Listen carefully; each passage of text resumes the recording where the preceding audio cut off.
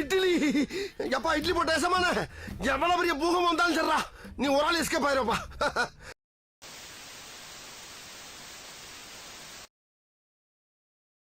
இப்ப நம்ம என்ன வீடியோ பார்க்க போறோம்னா சட்டமன்றத்தில் ஒரு போர்க்காலம் இல்ல சட்டமன்றத்தில் ஒரு குஜிலி மஸ்து இந்த மாதிரி நிறைய டைட்டில் நான் பார்த்த நியூஸ்ல இஷ்டத்துக்கு போட்டுட்டு இருக்காங்க. பயங்கரமா போச்சு நினைக்கிறேன்.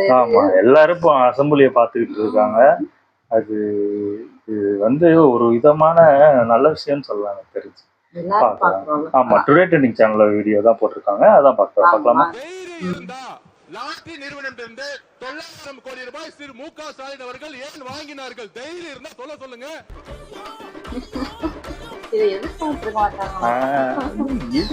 கொடுத்தது அவருடைய மாமனார் தான். அவருடைய மாமனார்ட்ட கேட்டு விளக்கத்தை இவங்களுக்கு தெரிஞ்சிருக்கு கொடுத்தது ஒட்டுக்கிறாங்க.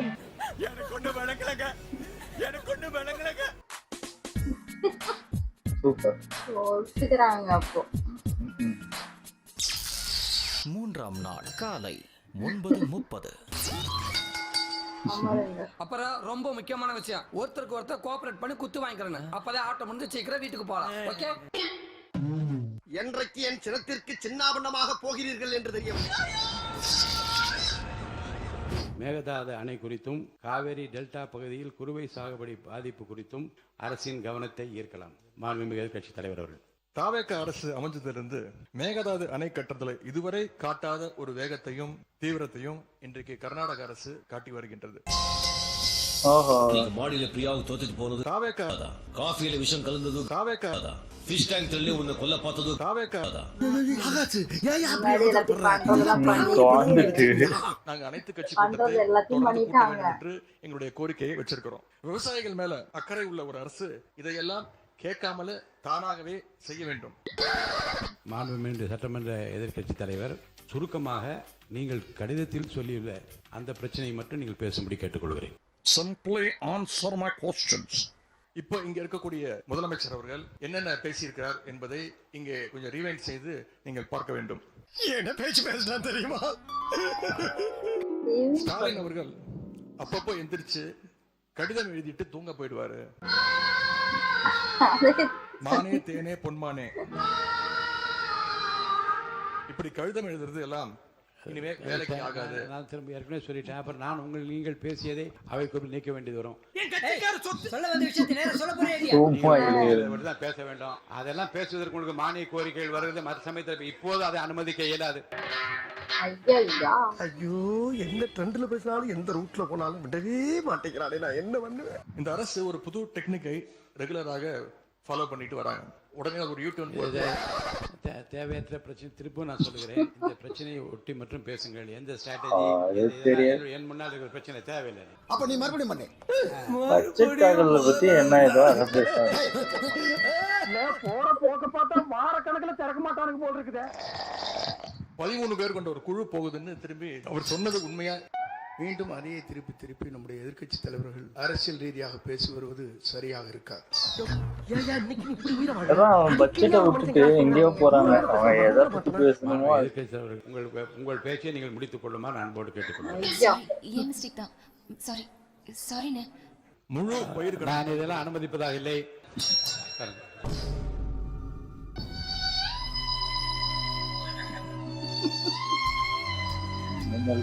குறுவையில நஷ்டத்தை சந்திச்சிருக்கக்கூடிய விவசாயிகளுக்கு ஸ்பெஷல் பேக்கேஜ் சொல்லி 134 கோடி அறிவிச்சிருக்கீங்க. அதை எத்தனை பேருக்கு கொடுத்திருக்கிறீங்க என்பதை இந்த அவையில தெரிவிக்க வேண்டும். மாண்புமிகு பொதுப்பணித்துறை அமைச்சர். இது சாம டக்குன்னு பார்த்தா அடுத்த முதலமைச்சர் மாண்புமிகு முதலமைச்சர் எதிர்பார்க்கல. போட்டிருந்தாங்க சென்னையில ஜடேஜா அனுப்பிட்டு டக்குன்னு தோனி இறந்தாரு. உணர்வு ரீதியான ஒண்ணு, அதை வச்சு அரசியல் பண்ற எண்ணம் துளி கூட நம்ம அரசுக்கு இல்லை. நான் நினைச்சா பண்ணலாம், ஆனா பண்ண மாட்டேன். கர்நாடகாவில் சில அணைகள் கட்ட ஆரம்பிச்சதை பத்தியும் இதே அவையில 1969 ஒரு விவாதம் நடந்திருக்கு. அப்போ நீர்வளத்துறை அமைச்சரா இருந்தது யாரு? வேற யாரு? அப்போ அணை கட்ட விட்டது ஏன்னு கேட்டு அந்த மாதிரி சீப் பாலிடிக்ஸ்லாம் நான் பண்ண விரும்பல. பேருமே சொல்லல, நம்ம நோக்கமும் இல்லை. ஏன்னா காவிரி பிரச்சனையில சம்பந்தப்பட்ட 2 மாநிலங்களும் ஒன்றிய அரசும் உட்கார்ந்து முடிவெடுக்கணும்னு 1969லயே இந்த சபையில பேசியிருக்கிறாங்க. அதுக்கப்புறம் நிலைமை வேற மாதிரியெல்லாம் போயிடுச்சுன்னு நம்ம எல்லாருக்குமே தெரிஞ்சதுதான். அப்பவே பேசி முடிச்சிருக்கலாம். இந்த குறுவை சாகுபடிக்கு அந்த நிவாரணம் ஏற்கனவே கொடுத்தாச்சு, வழங்கியாச்சு. இது அரசியலே நாங்க தான் அப்படின்னு சொல்லிக்கிறவங்களுக்கு இது எப்படி தெரியாம போச்சுன்னு எனக்கு தெரியல. தெரிஞ்சதுதான்.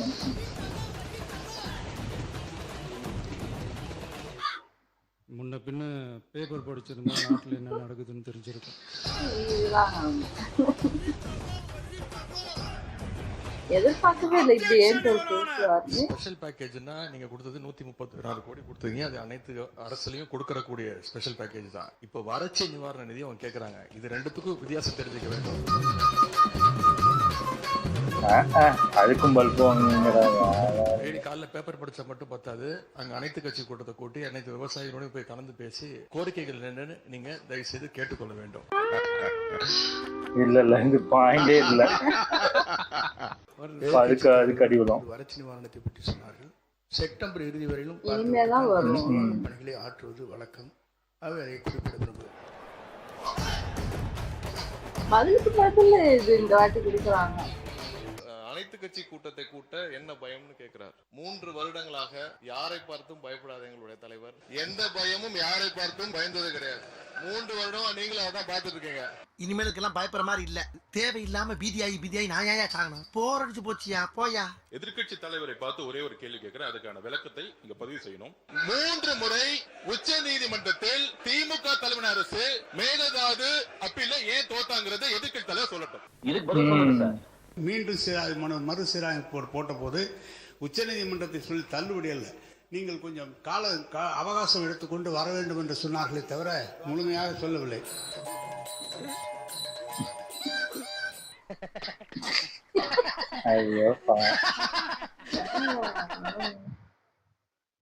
நமக்கு ஜூன் மாசம் 9.18 டிஎம்சி தண்ணீரை கர்நாடக அரசு நமக்கு திறந்து விட்டிருக்க வேண்டும். ஆனால் கடந்த ஜூன் மாதம் அவங்க திறந்து விட்ட தண்ணீருடைய அளவு 2 டிஎம்சி தான்.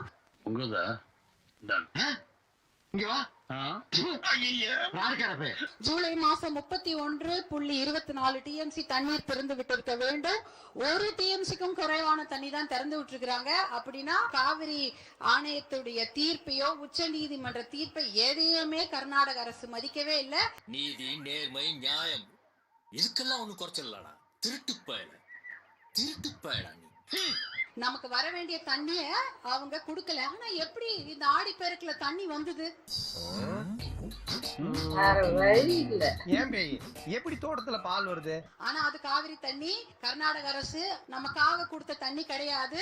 கேரளால வயநாட்டுல பயங்கரமா மழை பெஞ்சுது. அதிகப்படியான அந்த வெள்ள நீரை தான் கபினி டேம் ஃபில் ஆனதுனால வேற வழி இல்லாம தான் தண்ணி உபரி நீர் வெள்ள நீர் தான் நமக்கு திறந்து விட்டுருக்காங்க.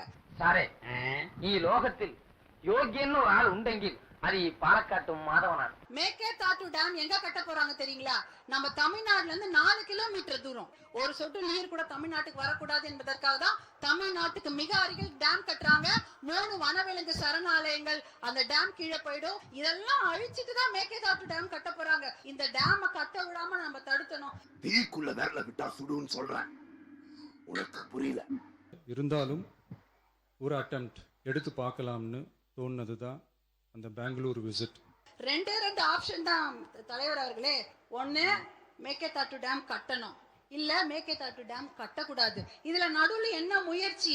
we don't need the dam. இதுக்கு நடுவுல முயற்சி என்ன இருக்கு? அந்த முயற்சியே தேவையில்லைங்கிற. எல்லாம் டப்பு நடிக்கிறீங்க. இவருக்கு பதிலா நீங்க லாயரா இருக்கலாம். இவரு பேசினாவே தெரியல. நீங்களும் ஒரு சீனியர் மோஸ்ட் பீப்புள் இந்த ஹவுஸ். வெளியே செய்திகள், சோஷியல் மீடியா, அதுலேருந்து கொஸ்டின்ஸ் இங்கே ரைஸ் பண்ணுறதே தவறான விஷயம் நான் நினைக்கிறேன். இந்த சோசியல் மீடியாவில் வர்றதை பற்றின்னு சொன்னாங்க. அந்த சோசியல் மீடியாவில் பொய்யா போட்டு தானேங்க நாங்கள் இங்கே உட்காந்துருக்கோம், நீங்கள் அங்கே உட்காந்துருக்கீங்க. பொய்யா போட்டுதான் நீங்க அப்போ ஒத்துக்கிறீங்களா? அது அவை குறிப்பிட்டு நான் நீக்கிட்டேன். இல்லை, அதை நீக்கிட்டாரு. இல்ல நான் சொன்னது ஒன்னே ஒன்றுதான். சோசியல் மீடியாவில் வந்தனாலதான் இப்படி வந்தேன்னு சொன்னேன். சோசியல் மீடியா வெல்லாம கையில் வச்சிருந்தனால நீங்க அங்க இருக்கிறீங்க, நான் இங்க இருக்கிறேன். சோசியல் மீடியா எங்களுக்கு இல்ல, உங்களுக்கு தான். ஒருத்தரா போட்டு அடி போடுறது.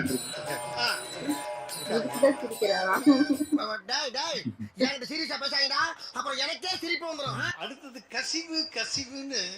கசிவு என்கின்ற லீக்கேஜ் உங்களுக்கு என்னத்தை சொல்றதுன்னு சொல்ல முடியாது.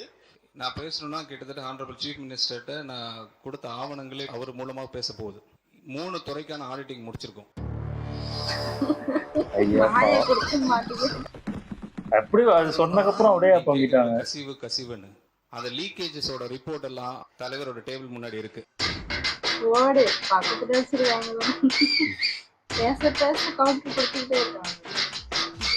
என்ன சாப்பு போட்டா பிராப்பல மாதிரி பழக்கம் போல இருக்கேன். இருக்கட்டும், யூஸ் ஆகும். அவர் எப்போ அதை பத்தி பேசணும்னு அவர் தான் முடிவு எடுக்கணும். நீங்க கேட்கக்கூடிய இந்த கேள்விகள் இந்த நேரத்துல கண்டிப்பா கேட்பீங்கன்னு அவரு முன்கூட்டி கணிச்சு வச்சிருக்காரு நினைக்கிறேன். பிஃபோர் த அசம்பிளி கமெண்ட்ஸ் எனக்கு ரிப்போர்ட் வேணும்னு அவர் எங்கள்கிட்ட கேட்டுட்டாரு.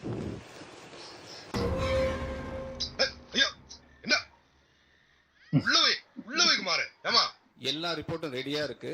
லாஸ்ட் அசம்பிளி செஷன்ல பார்ட்டி பண்ற ஒரே வாரத்துல எல்லாம் எழுந்து போனீங்க. இப்ப அப்படி நடக்காது சார், இப்படி நடக்கவே நடக்காது. ஏற்கனவே அவர் பயந்துட்டு இருக்காரு, மேல மேல பயப்படுத்தி அவர் பேதிக்கிட்டு ஆயிடுச்சுன்னா இன்னைக்கு எல்லா ரிப்போர்ட்டும் அவர்கிட்ட இருக்கு. வெளிப்படையா ஆனரபிள் சீஃப் மினிஸ்டர் உங்களுக்கு அனௌன்ஸ் பண்ணுவாங்க. அதுக்கு முன்னாடி நம்ம எல்லாம் ஊரை காலி பண்ணிட்டு போறது நல்லதுங்க. அதை நீங்க படிக்கிறதுக்கே கிட்டத்தட்ட எனக்கு தெரிஞ்சு உங்களுக்கு 100 நாள் மேல ஆயிடும். அதை முடிச்சுட்டு வந்து பேசுங்க. இங்க நான் எல்லாம் டீடைலா சொல்றேன் உங்களுக்கு. இல்லனா மொத்த டாக்குமெண்ட்ஸ் இன்கம் டாக்ஸ் ஆபீஸ்க்குள்ள போயிடும். என் கையில உன் குடுமியே இருக்கு. பேசுங்க மாண்பு உறுப்பினர். நல்லது, வரவேற்கிறோம். இப்போ பில்லு வாங்குறதுக்கு ஒவ்வொரு அலுவலகத்துக்கும் துறையிலே 3% கொடுத்தா தான் பில்லுன்னு சொல்லி சொல்றாங்க. அதுக்கு மேல அது பழைய காலம். அது இந்த காலத்துல ₹1 நாங்க வாங்கணும்னா இந்த இடத்துல நாங்க எங்களை உட்கார வைக்க மாட்டார் எங்களுடைய முதலமைச்சர். அதனால ஆதாரத்துடன் அவர் சொல்லணும்ன்றதை நான் கேட்டுக்கொள்கிறேன். நீங்க வாயால பேசுறதெல்லாம் கரெக்ட். அதெல்லாம் நீங்க உங்களுடைய காலத்துல நாங்க தான் சொல்றோம்ல, நாங்க தான் சொல்றோம்ல. நீங்க நிரூபிக்க வேண்டியதானே. எதுவுமே இல்லாம நீங்க வந்து பேசணும்னா சூப்பர் தான் கொண்டு வாங்க. அது ஆதாரத்துடன் நீங்க இருக்குதுன்னா நீங்க நிரூபிங்கன்னு தான் சொல்றோம். என்னங்க நீங்க பில்லுக்குன்னு சொல்றீங்க, அதுக்கு இந்த மாதிரி பில்லுக்கு கொடுத்தாங்கன்னு சொல்லுங்க. அது ஏன்னா பழக தோஷமா இருந்திருக்கலாம்னு நான் நினைக்கிறேன்.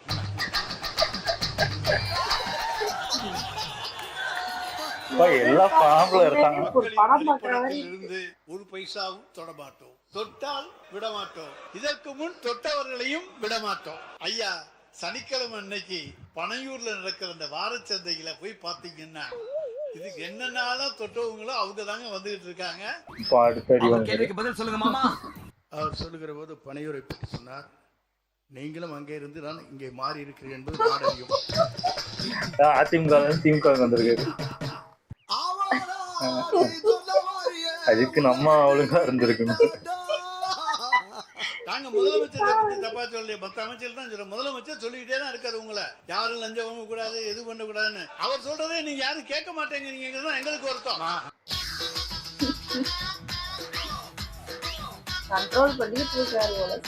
எங்கே இருக்கிறார் எங்களுடைய தலைவர் என்று கேட்டவர்களுக்கு சொல்லுகிறோம். மகளிர் உரிமை தொகை வாங்குகிற ஒவ்வொருவருடைய உள்ளத்திலும் இருக்கிறார். புதுமை பெண் திட்டம், தமிழ் புதவன் திட்டம், இவற்றிலே பயனடைந்திருக்கின்ற பயனாளிகளுடைய உள்ளத்திலே இருக்கின்றார்.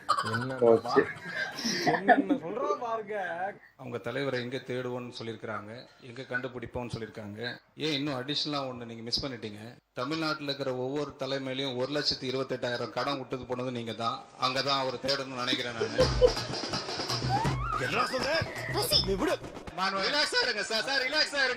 நீங்க கத்துறதுனால பிரயோஜனம் இல்லை சார். நாங்கள் 1,28,000 ஒரு தனிநபர் கடன் என்று சொன்னால் நீங்கள் 60 நாட்களுள்ளாக 20,000 கோடி கடன் வந்திருக்கிறது. எனவே சபாஷ், சரியான கூட்டம். திமுகவுடைய ட்ரெஷரர் சாரா ஆலையை நடத்துகிறாரா இல்லையா? திமுகவுடைய பாராளுமன்ற உறுப்பினர் சாரா ஆலையை நடத்துகிறாரா இல்லையா? அப்ப சாராய ஆலையை நடத்தி கொண்டு டாஸ்மாக் நிறுவனம் மூலம் ஆர்டர் வந்து யார் வாங்கினது? இதுக்கு மேல என்ன ஆதாரம் வேணும்? என்னது கம்ப்ளைண்ட் கொடுத்தது ஒரே நம்பர், கம்ப்ளைண்ட்டை பிரிச்சு படிச்சதும் ஒரே நம்பரா?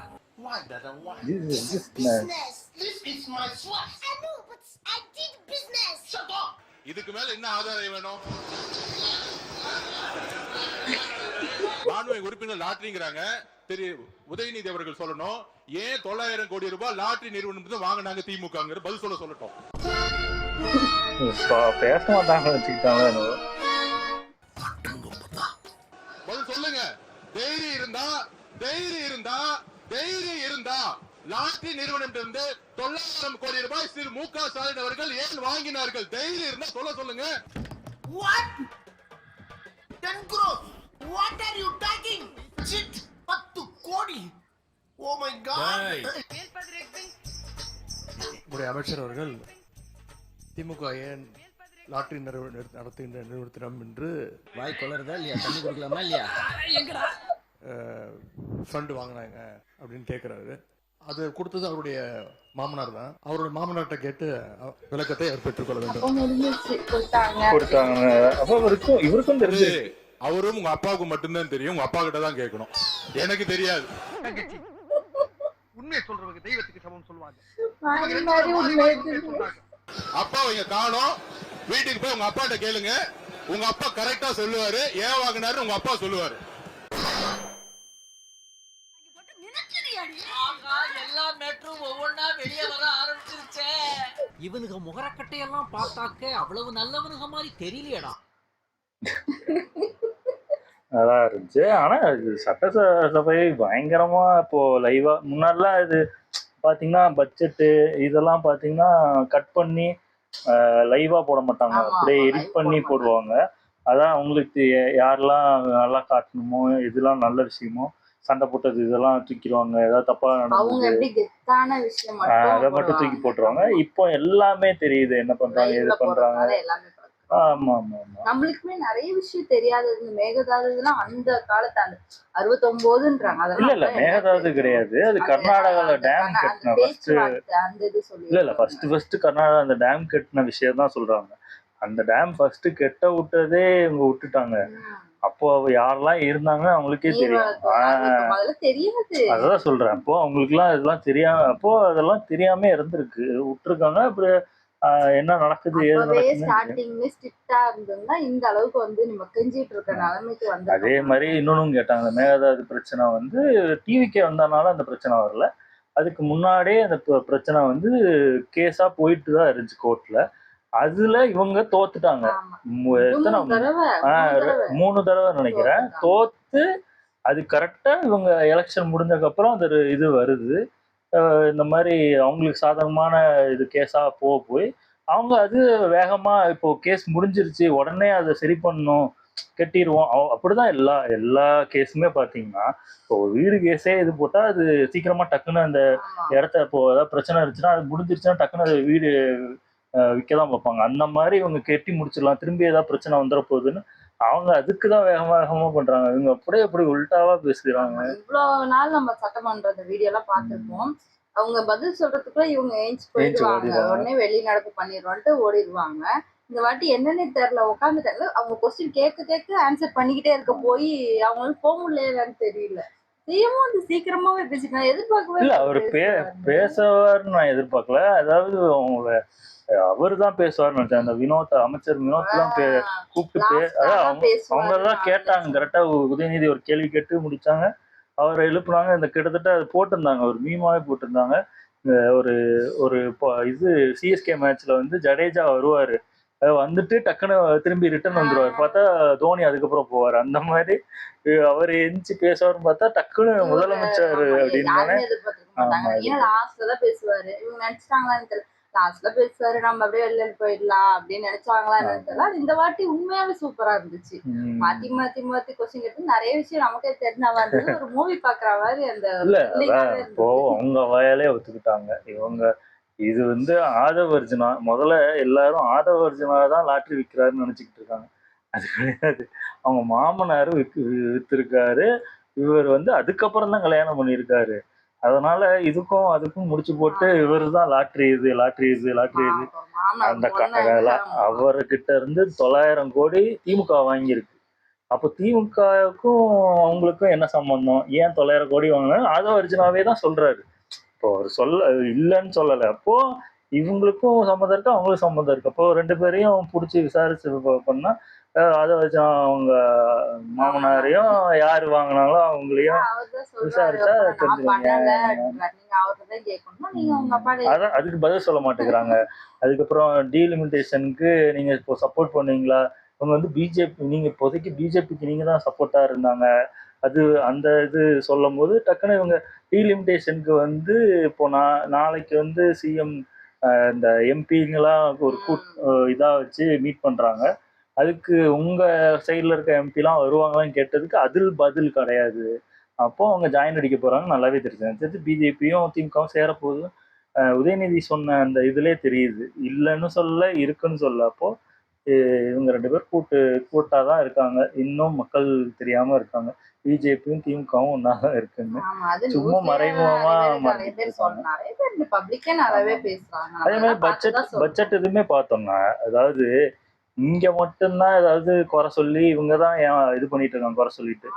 அங்க பாத்தீங்கன்னா டைம்ஸ் ஆஃப் இந்தியா அது இதுன்னு அவங்களே பெருமையா போட்டிருக்காங்க இப்படி ஒரு பட்ஜெட் போட்டதுக்கு. இவங்க அதான் சொல்றல, அதாவது மாற்றம்னா இவங்க என்ன நினைச்சுக்கிட்டாங்கன்னா, இந்த இவங்க என்ன அதேதான் போட்டிருக்காங்க. ஏன்னா அவங்க போட்ட காசுக்கு பண்ணிடுவாங்க. இதுக்கு முன்னாடி இருந்தவங்க போட்ட காசு அதிகமா இருக்கும். ஏன்னா இவங்க அதுல கொஞ்சம் ஆட்டை போட்டுறதுனால இந்த பார்ட்டி ஃபண்ட் அதெல்லாம் இருந்துச்சு.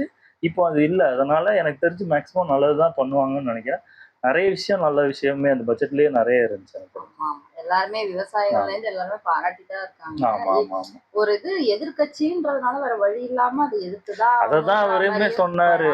அவருமே வேற வழி கிடையாது, நாங்க எதிர்கட்சியா உட்காந்துருக்கோம், நாங்க எதிர்த்துதான் சப்போர்ட் பண்ண, அப்புறம் எதுக்கு எனக்கு ஓட்டு போட்டிருக்காங்க அப்படின்னே சொல்லுதான் செய்வாங்க. அவங்களோடது அதுதான், ஒண்ணும் பண்ண முடியாது. அவங்க ஏத்துக்கிட்டு இதே மாதிரி வரதை நம்ம பார்ப்போம். ஓகே, எங்க வீடியோஸ் உங்களுக்கு பிடிச்சிருந்தா லைக் பண்ணுங்க, ஷேர் பண்ணுங்க, கமெண்ட் பண்ணுங்க, மறக்காம சப்ஸ்கிரைப் பண்ணுங்க. நல்லா இருக்கும்.